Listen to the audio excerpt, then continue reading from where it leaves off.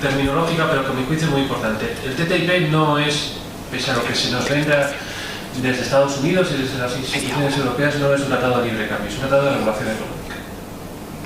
Yo creo que este es el dato fundamental, el dato del cual tenemos que partir, porque si fuera un mero tratado de liberalización del comercio internacional, sería un tratado mucho más sencillo. Habría que ajustar aranceles, habría que buscar medidas para garantizar este comercio internacional, pero siendo un tratado de regulación económica, es un tratado muchísimo más profundo. El día que entre en vigor, si es que algún día entra en vigor, que está por ver, realmente va a suponer un cambio estructural en el derecho público económico que hay en nuestro país en la actualidad. Yo, los que alguno posiblemente me haya leído, suelo ser bastante crítico con el TTIP. No es un problema de que a mí no me guste el comercio internacional. No, el problema es que qué consecuencias tiene un modelo de regulación económica como el que se está abordando con el TTIP. Y esto es lo que a mí me hace tener una postura negativa, una postura crítica con el desarrollo tanto del propio proceso negociador como de la posición que está manteniendo la Unión Europea. Sintetizándolo mucho, a mí hay un problema metodológico y tres problemas de contenido que me parecen extraordinariamente graves en el TTIP.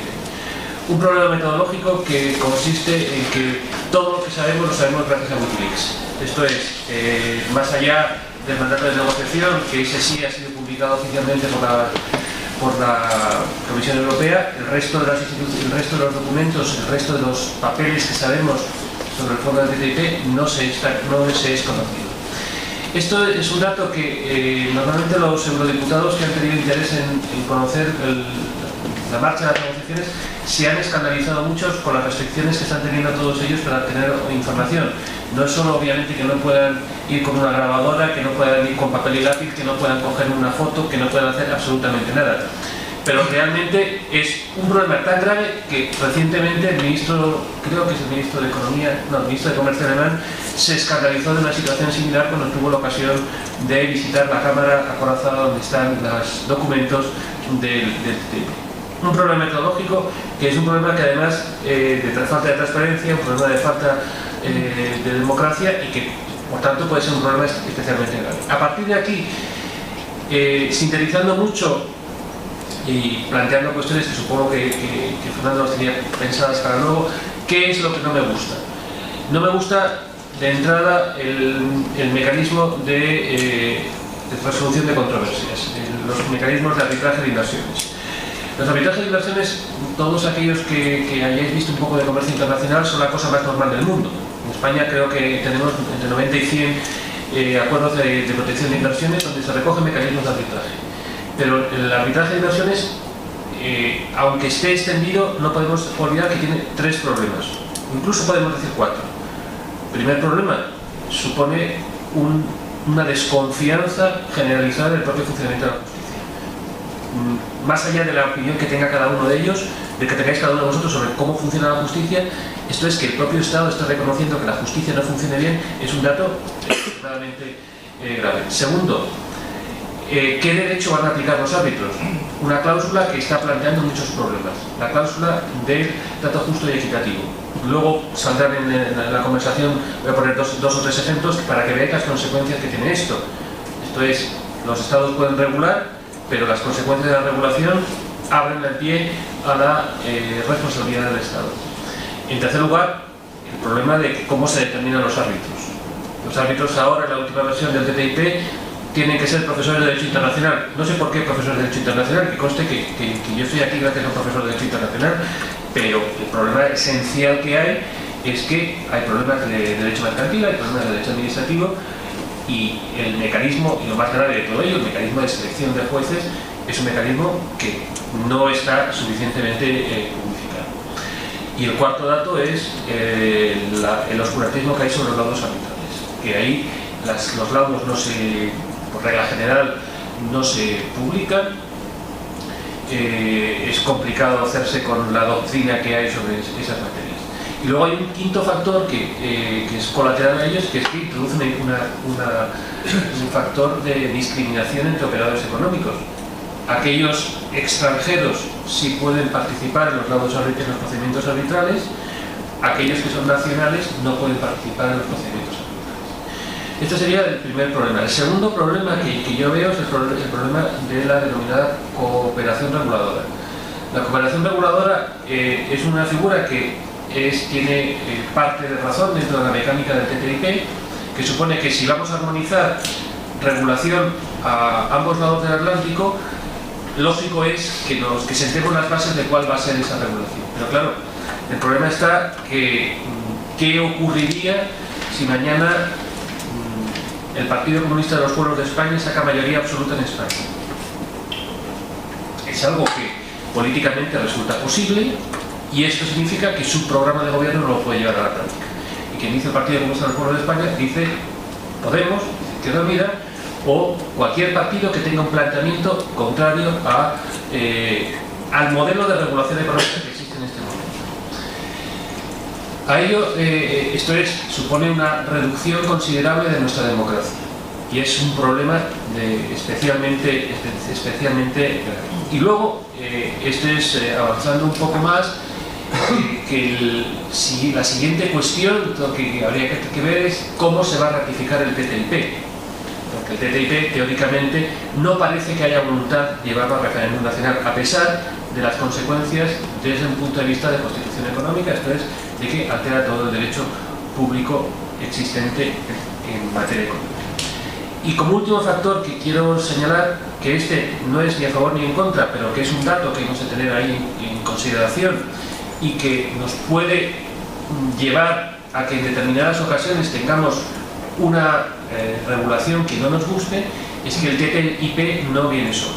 El TTIP viene al lado del TPP, el que ha suscrito Estados Unidos de 12 y 15 países del ribereños con el Pacífico, países en donde hay muchas empresas que tienen intereses económicos y en los cuales que son filiales de empresas de la Unión Europea. El TTIP viene de la mano del CETA, que es el tratado firmado con Canadá, que sí está esperando que se concluya la negociación del TTIP, y sobre todo viene de la mano del TISA, del Trade Service Agreement, que se está negociando en el marco de la OCDE, en el marco de la Organización Mundial del Comercio, perdón, pero que no es un acuerdo de la Organización Mundial del Comercio.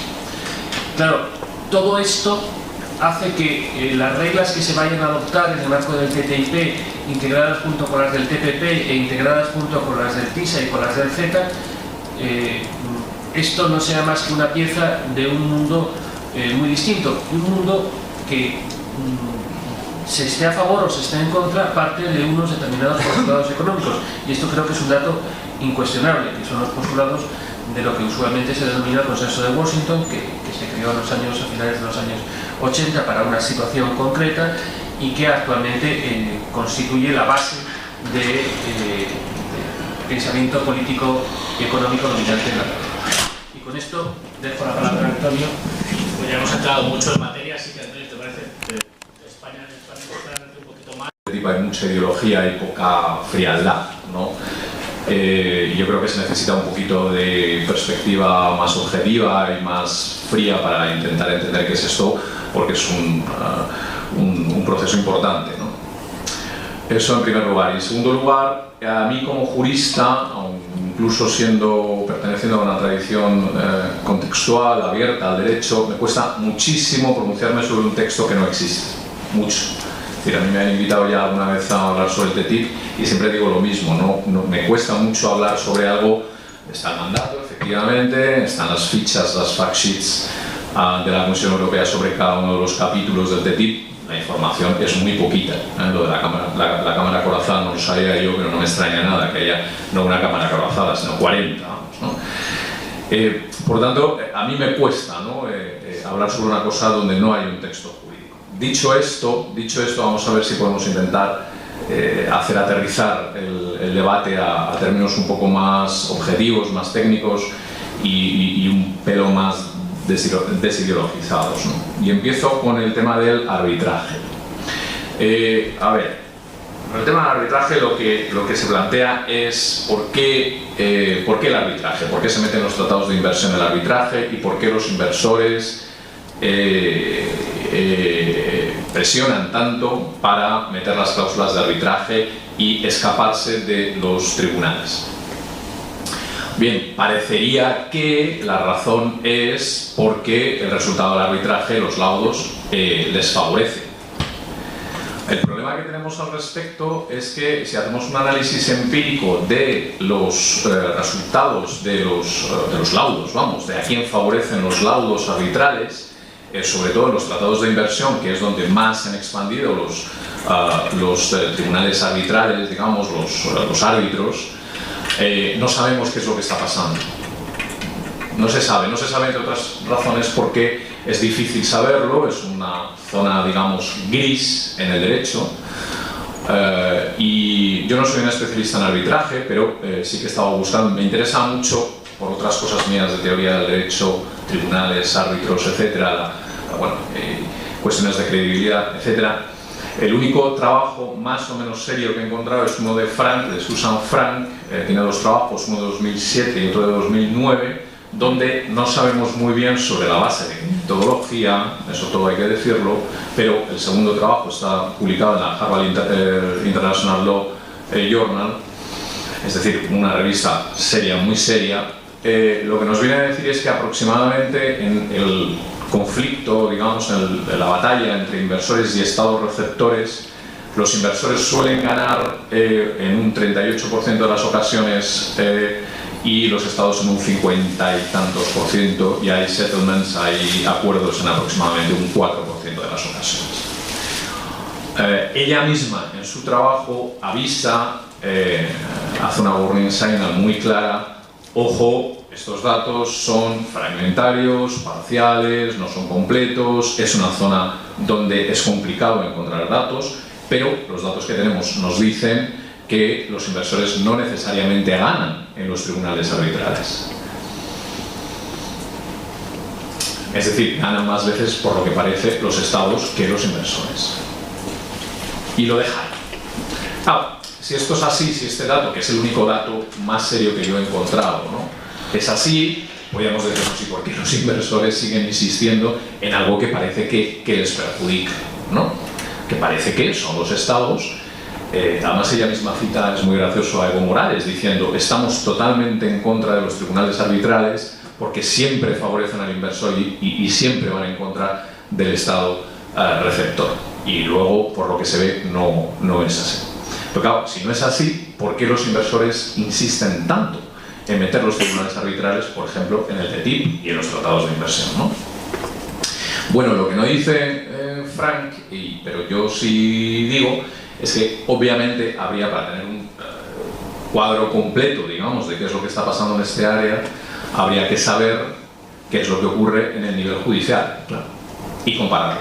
Es decir, cuando los inversores no pueden saltarse los tribunales nacionales y tienen que ir a los tribunales nacionales, cuál es el porcentaje de veces que ganan y cuál es el porcentaje de veces que pierden. Y ahí son datos que no se tienen, yo no los tengo por lo menos, Frank tampoco los tiene y no se refiere a ellos en su trabajo, pero ahí puede estar una de las claves del asunto.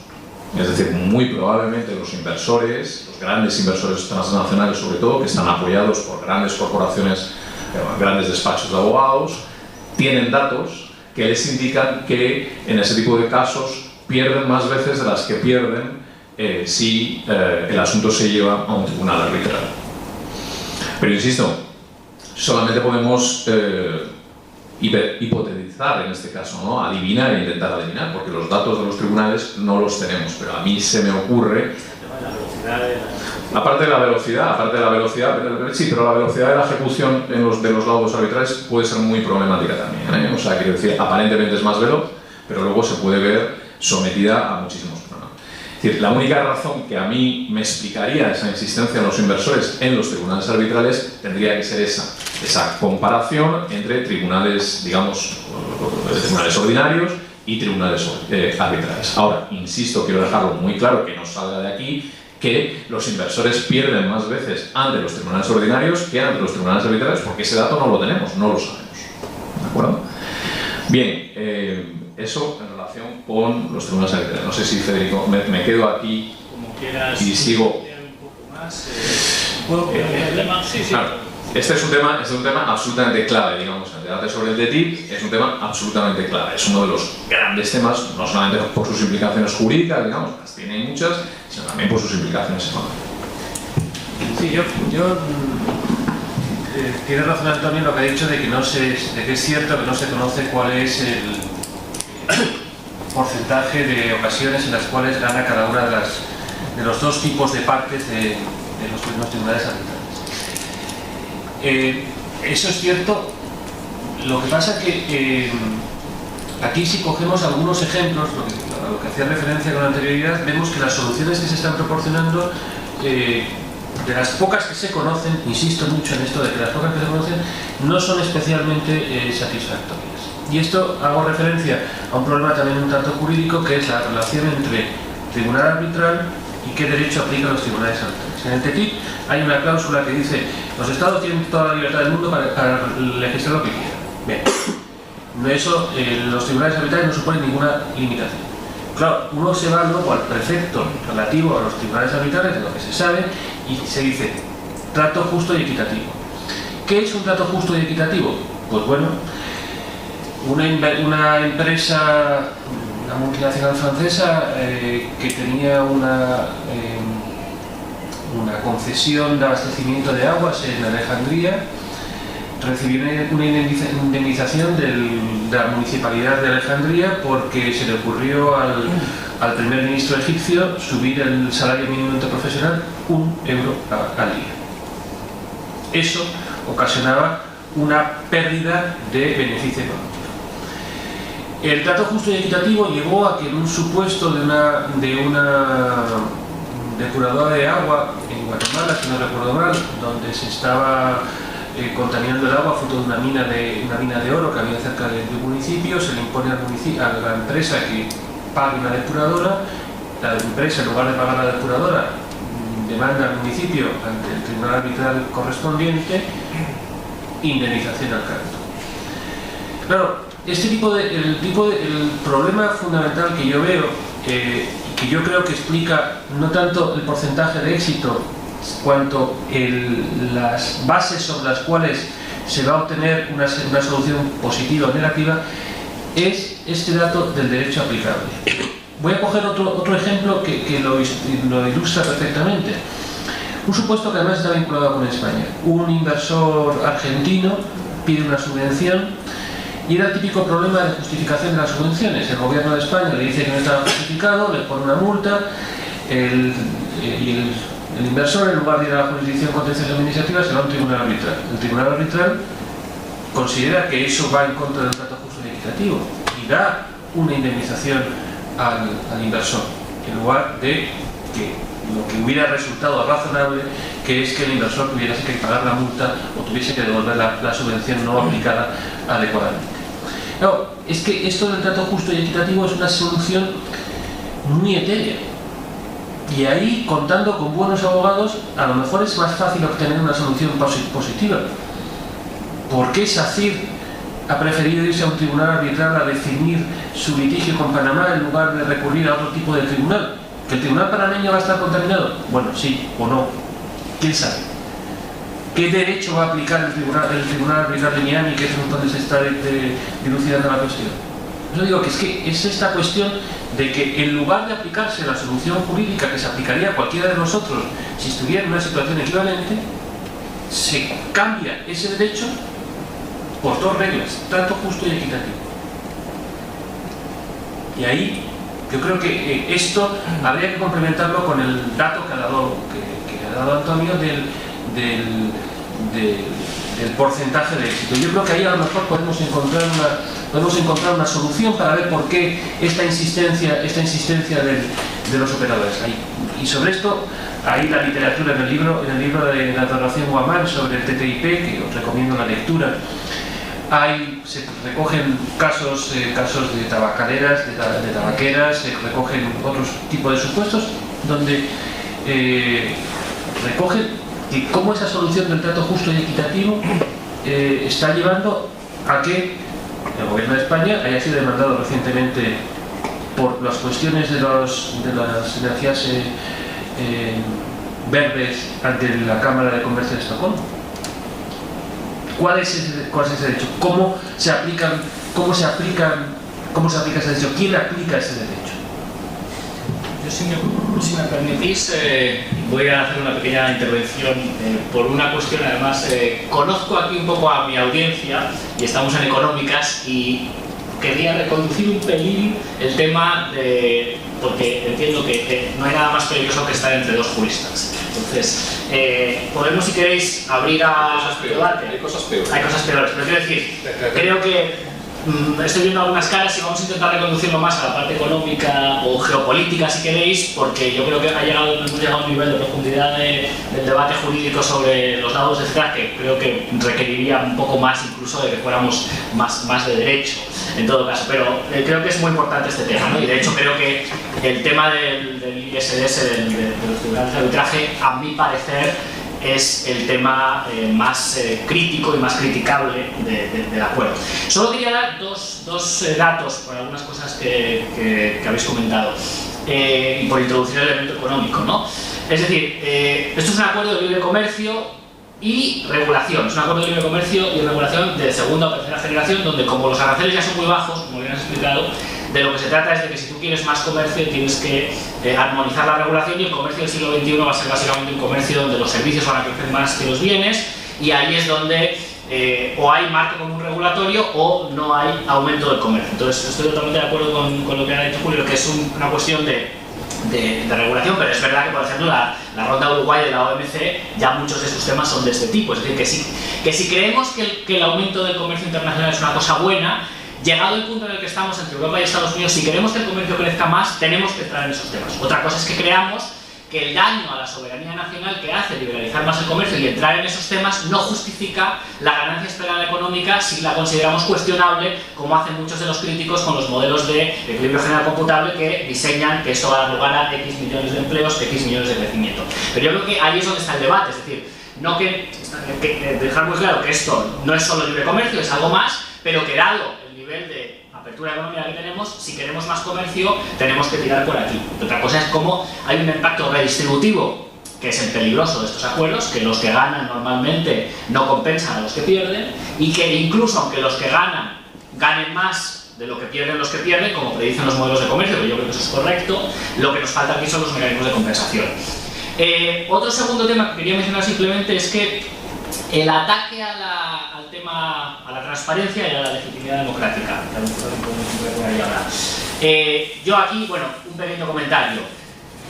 Nunca ha habido un acuerdo en el cual se hayan hecho públicos tantos documentos como este. ¿Por qué? Porque en los anteriores no se había hecho público casi nada porque a nadie le importaba. Entonces, no quiero justificar que esta vez hay documentos que otras veces han sido suficientemente buenos. En las anteriores tenía que haberlo habido mucho más, pero yo creo que la Comisión ha reaccionado más o menos bien haciendo públicas las cosas. Y otra cosa que tenemos que entender, yo creo, es que en una negociación tú no puedes colgar en tu página web cuáles son tus líneas rojas y tu posición negociadora. Es decir, ¿se os ocurriría que ahora mismo se hiciera público un documento en Ciudadanos y en el PSOE en la web para que diga, léanlo ustedes del PP, léanlo ustedes de Podemos, esto es nuestra línea roja? Pues eso entiendo que tiene que quedar un poco. Otra cosa es lo del búnker, que sí que estoy de acuerdo, aunque la Comisión ha hecho público a todos los miembros del Parlamento Europeo los documentos, y no solo a los de la Comisión de Comercio.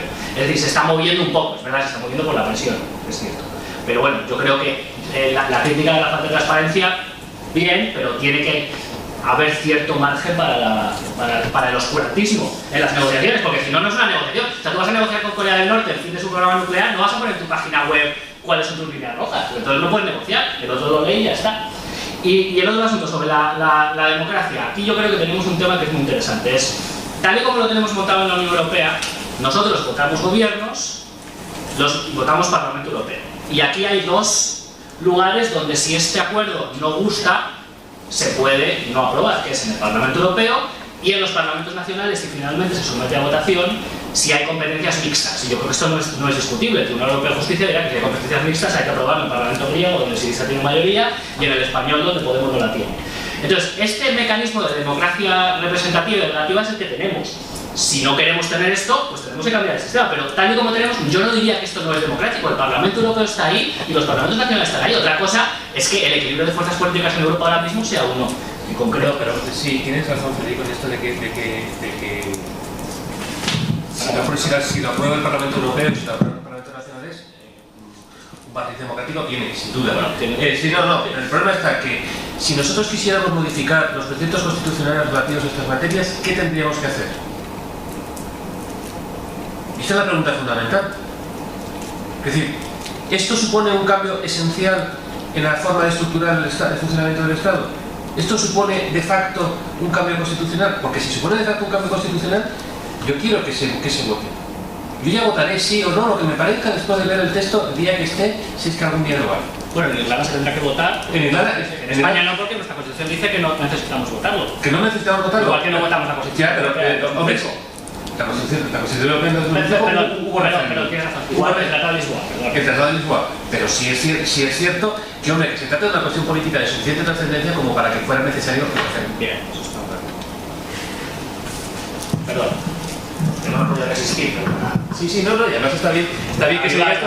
Está bien que se diga esto porque es una de las cosas que se suele decir que no nos quejemos demasiado de la democracia. Yo a mí me vais a matar, pero yo no veo el referéndum en este caso, vamos. O sea, yo personalmente pienso que los parlamentos nacionales... Es decir, yo creo que el debate está antes que eso, ¿no? En este momento por lo menos. Hay una serie de... No quiero entrar en demasiados tecnicismos para no aburriros, una serie de artículos que están en juego en el Tratado de Funcionamiento que depende mucho por qué vía se vaya, digamos. Habrá más o menos intervención del Parlamento Europeo y más o menos intervención de los parlamentos nacionales. Si hubiera intervención total, digamos, del Parlamento Europeo y de los parlamentos nacionales, yo con eso ya me conformaría, digamos, porque en una unión de 27, 28 Estados miembros es muy probable que en alguno de los Estados miembros que la conforman no pase el filtro del Parlamento. Yo no veo necesario que nos tengamos que meter en un follón de un referéndum, no será una especie de locura y todo a referéndum, ¿no? A pesar de la importancia, no, pues es un poco el mismo argumento que decías tú, si nos fiamos de un sistema representativo, apliquémoslo, ¿no? y defendamos nuestras posturas en esos foros, ¿no? A ver, por entrar en temas más económicos que sé que a Federico le gustan más, ¿no? A pesar de que los jurídicos tienen una faceta económica importantísima, ¿no? Pero bueno, a ver, está bastante claro que un proyecto de estas características va a tener un impacto en las economías de los dos polos, ¿no? Tanto de la Unión Europea. Se calcula que entre un 0,4 y un 0,5 de crecimiento del PIB en las dos zonas, un poquito menos en Estados Unidos, un poquito más en Europa. Ahí están las estimaciones de los economistas. Yo, por lo que no soy economista, pero he estado mirando, he estado buceando en los datos, las proyecciones que los economistas están haciendo sobre la traducción que tendría ello en términos de empleo, y ahí hay datos para absolutamente todos los gustos. Está el informe del CPR, del CPS, se contradicen, la comisión primero acepta un informe, luego dice que no, etcétera, etcétera. Es decir, ahí hay un totum revolutum importantísimo. El caso es que no se sabe cuál va a ser esa traducción en términos de empleo. Corrígeme, vamos, si me equivoco. No se puede saber. Y yo creo que además, no lo quería decir porque entonces me vais a decir, joder, que como eres jurista, aprovechas cualquier para dar caña a los economistas. No es verdad, es que creo que es muy difícil saber cuál va a ser el impacto, digamos, de un monstruo de estas características. Uno, si nos metemos dentro del tipo de empleos, de la calidad del empleo que se va a producir, a crear, si es que se crea, asumamos que algo de empleo se va a crear, ¿no? Ahí sí prácticamente todos los informes coinciden en una cosa que yo creo que es algo preocupante, y es que se va a producir muchísima movilidad laboral. Hacia dónde, digamos, pues tampoco se sabe muy bien, ¿no? Del sector de los productos, al sector de los servicios, pero de qué tipo de empleos estamos hablando.